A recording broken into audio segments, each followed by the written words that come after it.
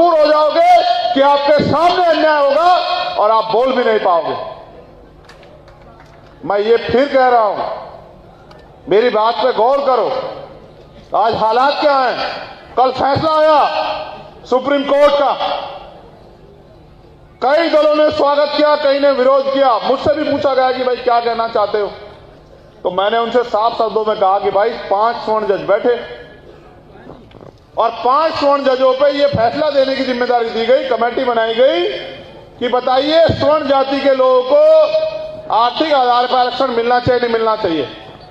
3 जजों ने कहा मिलना चाहिए, 2 ने कहा मिलना तो चाहिए लेकिन क्योंकि इसका आधार है आर्थिक है, गरीबी है, तो इसमें SC ST OBC के लोग भी होने चाहिए। अंत 5 जजों ने आपस में तय किया कि 3-2 के बहुमत से SC ST OBC और संविधान को हम लोग हरा देते हैं और हरा दिया। अब कोई ये पूछे कि वो भाई जज कैसे बनते हैं सुप्रीम कोर्ट हाई कोर्ट के, तो वो जज बनते हैं कॉलेजियम सिस्टम से, जो कि संविधान के पहले से ही वॉयलेशन में, संविधान के विरुद्ध में, क्योंकि भारत का संविधान तो राष्ट्रपति को अधिकार देता है न्यायाधीश की नियुक्ति करने का, लेकिन अब तो जज अपने बेटे को, अपने भतीजे को, अपने दामाद को, अपनी बेटी को, अपने रिश्तेदार को, अपने भाई को जज बना देते हैं। और एक जज है उनमें JB पार्टीवाला, जो गुजरात कैडर से हैं। अब उनके बारे में सुन लो, 2015 में उन्होंने एक वो दिया ऑर्डर, और ऑर्डर में लिखा कि आरक्षण और करप्शन की वजह से देश जो है, भारत जो है, वो बर्बाद होने की कगार पे है। और उस मूर्ख को ये नहीं पता नहीं कैसे वो जज बन गया। मैं तो मानता नहीं, उसको इतना तो पता नहीं कि आरक्षण 10 साल के लिए है या संविधान के मूल स्वभाव में है, मूल भावना में है, या संवैधानिक अधिकार है, ये भी नहीं पता है। कोई भी जज जो मना है कुछ भी बोल देता है। उस जज को ये नहीं पता कि पॉलिटिकल रिजर्वेशन, राजनीतिक आरक्षण 10 साल के लिए था, ना कि नियुक्तियों में आरक्षण, एजुकेशन में आरक्षण 10 साल के लिए था। वो उस पर भी कल रिस्टेट कमेंट कर दिया उसने कि 10 साल के लिए आरक्षण था, 75 साल हो गए हैं। तो मैं ये कह रहा हूं, अगर अपने अधिकार सुरक्षित रखने हैं तो फिर कीमत चुकाने के लिए तैयार हो जाओ।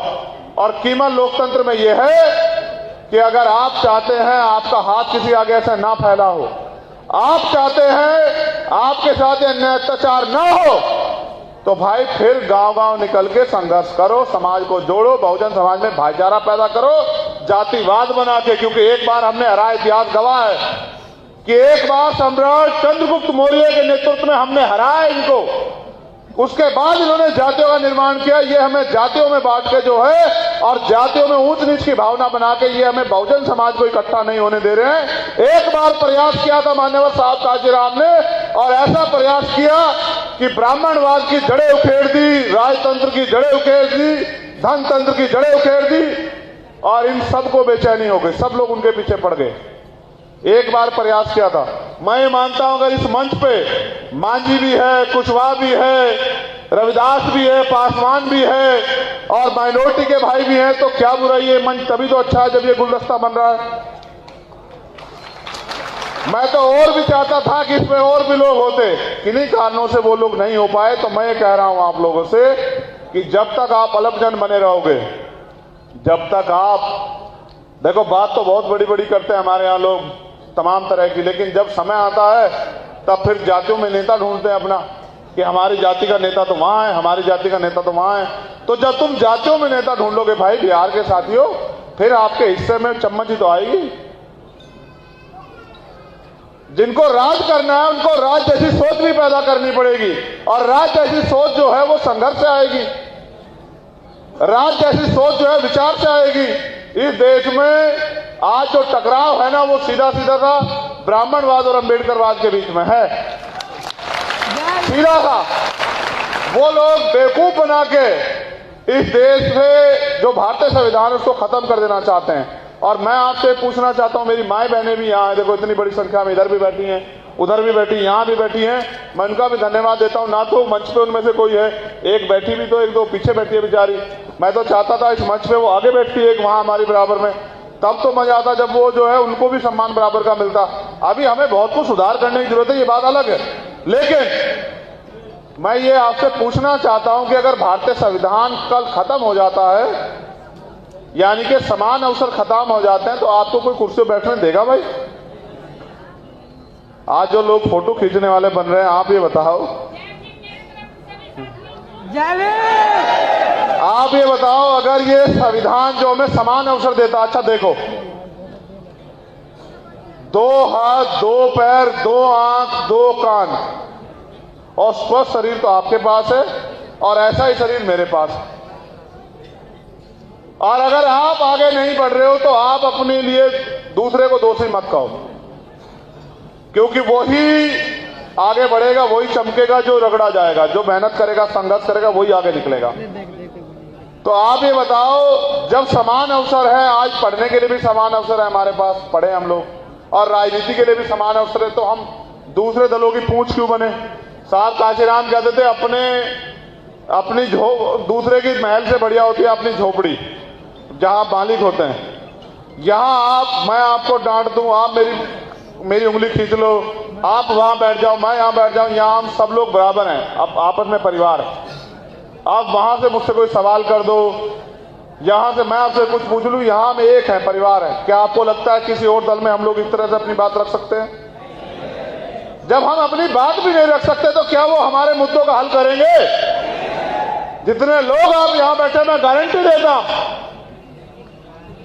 अगर आप लोग कमर कस लें और आज जो लोग मंच पे बैठे हैं, ये मुझे शक्लें दिखाने के बजाय अगर फील्ड में जाकर मेहनत करें, मैं गारंटी देता हूं कि 1 साल के अंदर जो है, आप गांधी मैदान की बात करते हैं, मैं कहता हूं अगर पटना पूरा बंद ना हुआ तो मैं राजनीति करना बंद कर दूंगा।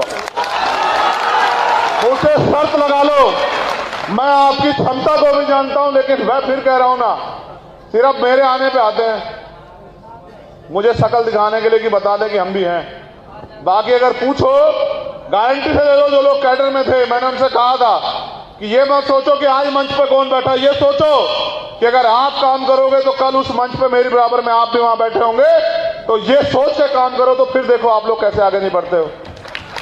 ये कोई बाबा साहब ने क्या कहा जब उन्होंने वोट का अधिकार दिलाया, आपने 4-4 बच्चे कुर्बान करके कहा कि आज मैंने रानी का पेट काट दिया है।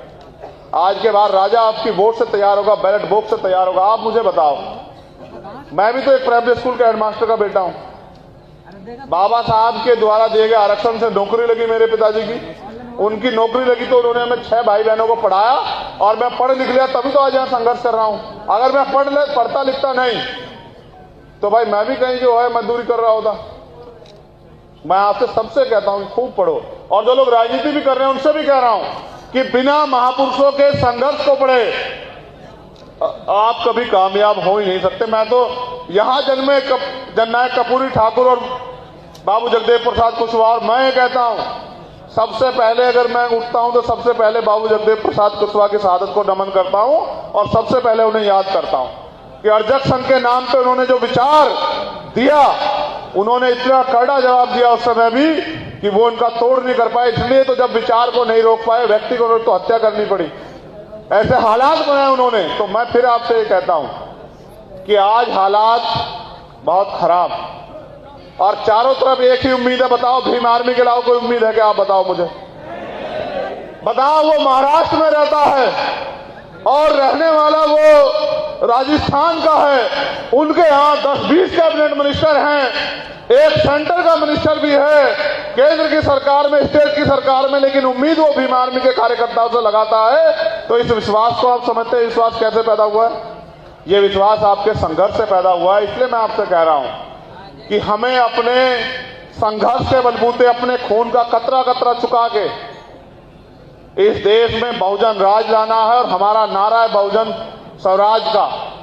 ऐसा राज जहां मानवता की बात हो, ऐसा राज कि जहां तमाम तरह से जो है अंतिम व्यक्ति भी रोटी कपड़ा मकान की लड़ाई ना लड़े, उसके स्वाभिमान सम्मान के साथ छेड़खानी ना हो, उसके साथ अन्याय ना हो, उसको तमाम अवसर मिले और वो आगे बढ़े और वो तरक्की करके अपने परिवार को आगे बढ़ाए। और जो गैर बराबरी इस देश में सामाजिक आधार पे ये छोटा है बड़ा, ये खत्म हो जाए, जाति व्यवस्था जो है टूट जाए, उसके लिए पहले हमें जातियों को जोड़ के भाईचारा बना के बहुजन समाज बनाना पड़ेगा। और बहुजन समाज बना के, और बहुजन समाज ऐसे भी नहीं बनेगा कि एक ही जाति के लोग सारे बन जाएं।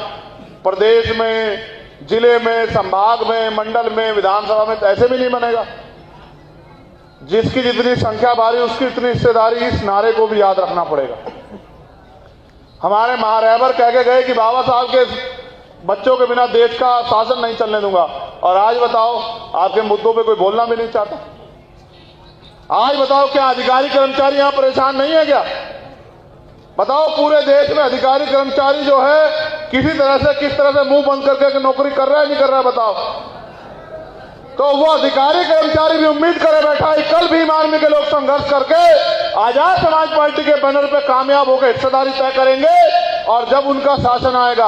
आज हमारे लोग मुझे मंच पे बैठते ही कह रहे थे कि बताओ भाई, पासी समाज के लोग बहुत बड़े पैमाने पे आपके साथ जुड़े हुए हैं, ताड़ी का व्यवसाय खत्म हो गया, उनका क्या होगा? मैं कह रहा हूं, अब तो तुम मुझसे कह रहे हो कि भाई सरकार से कह दो, और मैं आपसे कह रहा हूं कि आप पे मौका आ रहा है, आप मुझसे कलम से लिखवा ले जाओ आज कि ताड़ी को कृषि का व्यवसाय और इसका आयोग बना के जो है पूरा जो है, मैं गारंटी देता हूं कि व्यवसाय दिया जाएगा। आप लोग ताकत तो बनाओ।